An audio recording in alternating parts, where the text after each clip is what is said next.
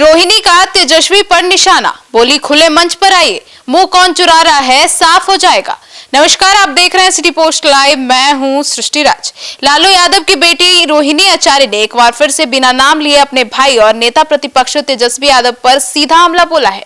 उन्होंने पार्टी के भीतर चल रही गतिविधियों पर गंभीर सवाल खड़े करते हुए नेतृत्व की भूमिका और फैसले पर खुली नाराजगी जताई है।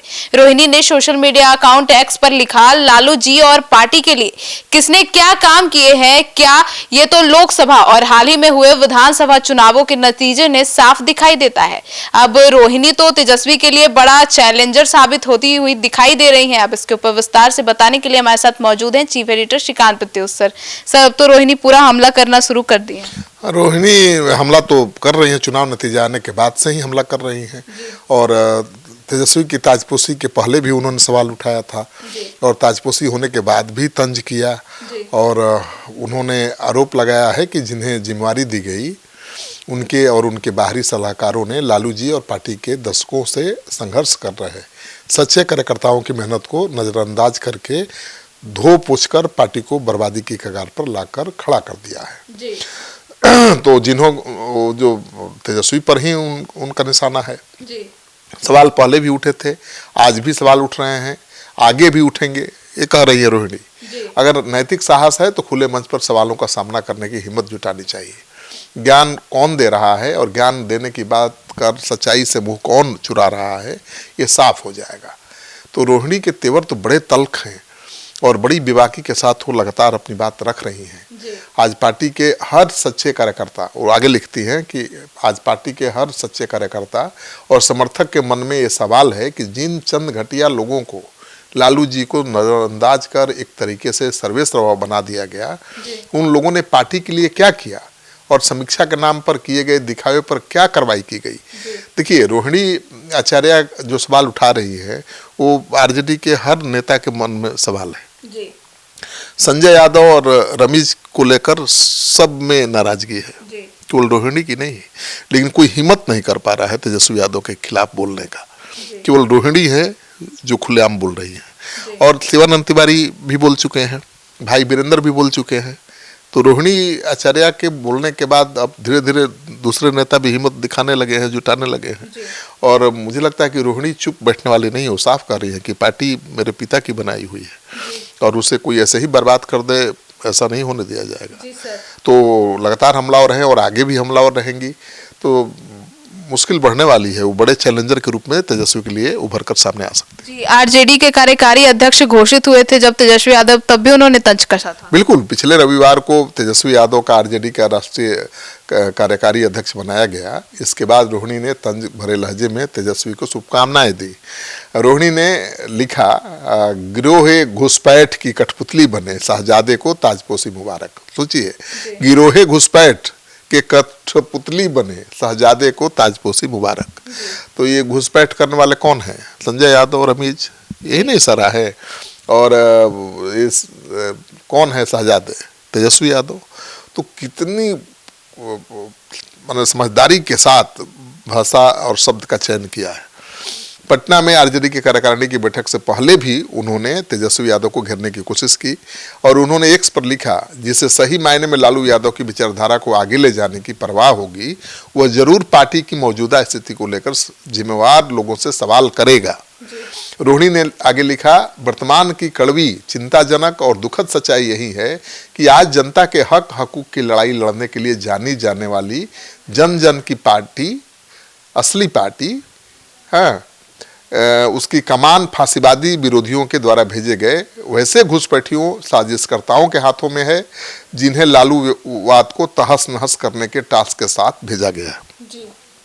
तो कह रही है कि ये सब घुसपैठिए हैं और ये बीजेपी के लोग हैं जिनको बीजेपी ने प्लान किया है लालू यादव की पार्टी को बर्बाद करने के लिए और कब्जा जमाए बैठे हैं। आगे लिखते हैं, कब्जा जमाए बैठे ऐसे लोग अपने गंदे मकसद में काफी हद तक सफल होते दिखाई दे रहे हैं।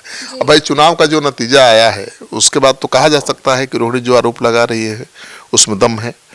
अब देखिए, तेजस्वी यादव कार्यकारी अध्यक्ष बन गए हैं, लेकिन अभी भी राष्ट्रीय अध्यक्ष लालू जी ही हैं। अगर लालू जी को पूरी पार्टी की कमान सौंपनी होती तो राष्ट्रीय अध्यक्ष ही बना देते। लेकिन अभी भी वो कार्यकारी अध्यक्ष हैं। क्यों? क्योंकि उनको पता है कि जैसे ही लालू यादव जी राष्ट्रीय अध्यक्ष के पद से हटेंगे, तेजस्वी राष्ट्रीय अध्यक्ष बनेंगे, पूरे फैमिली में और पार्टी में बगावत हो जाएगी। अभी भी लालू जी भाई राष्ट्रीय अध्यक्ष है ना, तो उनका लिहाज तो है। तो लालू यादव ने इसी बात को ध्यान में रखते हुए, और रोहिणी के तल्ख तेवर दिख ही रही है, और रोहिणी लोकसभा चुनाव लड़ी थी, उसी समय से वो नाराज है, क्योंकि उनके लोगों का मानना है कि रोहिणी चुनाव जीत गई थी, उनको हराया गया और पार्टी के लोगों ने हराया। तो भाई सीधा इशारा तो है तेजस्वी यादव की तरफ। तो लेकिन वो विधानसभा चुनाव के पहले बोली नहीं, कहीं ये नहीं कि हार का सारा ठिकरा उनके सर पर फोड़ दिया जाए कि इन्होंने माहौल खराब कर दिया, भाई के खिलाफ बोल के, पार्टी के खिलाफ बोल के। वो बर्दाश्त करती रही। लोकसभा चुनाव हारी, कारण पता चल गया था, फिर भी विधानसभा चुनाव तक वो चुप्पी साधे रखी, अपने दर्द को दबाए रखा। लेकिन जब विधानसभा चुनाव में पार्टी की दुर्गति हो गई, तब उन्होंने अपनी भड़ास निकाली। तो ये तो नहीं कह सकते कि रोहिणी ने कहीं भी पार्टी को नुकसान पहुंचाने की कोशिश की। वो तेजस्वी यादव के साथ भी खड़ा दिखाई दी, ठीक है ना, तेजस्वी ही सीएम बनेंगे, ठीक है, विपक्ष पर हमलावर रही, पार्टी के सम्मान को बरकरार रखा। लेकिन अब जब सब कुछ खत्म हो गया तो गुस्सा फूटना लाजमी था, और अब देखिए वो लगातार हमला कर रही हैं। तो मुझे लगता है कि उनके हमले को निगेटिव नहीं देखना चाहिए, उनका मकसद क्या है ये देखना चाहिए। उनका मकसद यही है कि तेजस्वी यादव जो गलत लोगों के चंगुल में हैं, उनसे वो आजाद हों, अपने हिसाब से, अपने विवेक से पार्टी को चलाएं, पार्टी के नेताओं कार्यकर्ताओं को अहमियत दें। अब देखिए तेजस्वी यादव के हाथ में पार्टी की कमान वैसे भी थी, और पार्टी के तमाम वरिष्ठ नेता उपेक्षित महसूस कर रहे थे। शिवानंद तिवारी को कौन पूछता है आज? फिर अब्दुल बारी सिद्दीकी जैसे सीनियर अल्पसंख्यकों के नेता थे, उनको कहाँ तेजस्वी लेकर घूमे? कहीं नहीं। किसी नौजवान मुस्लिम नेता को टोपी पहनाकर और हेलीकॉप्टर में घूमते हुए दिखाई दे रहे थे, मुकेश सहनी के साथ दिखाई दे रहे थे, लेकिन उनके पास उनके हेलीकॉप्टर में जगह नहीं थी अब्दुल बारी सिद्दीकी जैसे सीनियर नेता के लिए। उन्होंने जगदानंद सिंह को कहीं नहीं पूछा, कभी नहीं पूछा।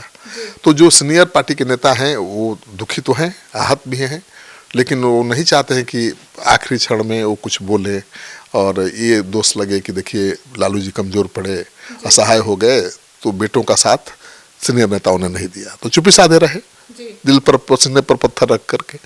लेकिन अब जब रोहिणी आचार्य ने अपनी भड़ास निकालनी शुरू कर दी है, तो उन्होंने भी बोलना शुरू कर दिया।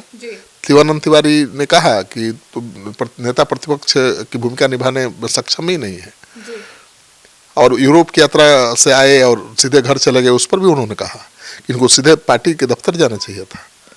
तो उनका मकसद क्या है शिवानंद तिवारी का, या भाई वीरेंद्र ने भी सवाल उठाया। सब आईना दिखा रहे हैं, सब आईना दिखा रहे हैं। अगर आईने में जो तस्वीर दिखा रहे हैं उसको बढ़िया से देख लें, जो भी दाग धब्बे हैं उसको साफ कर लें, तो मजबूती मिलेगी उनको।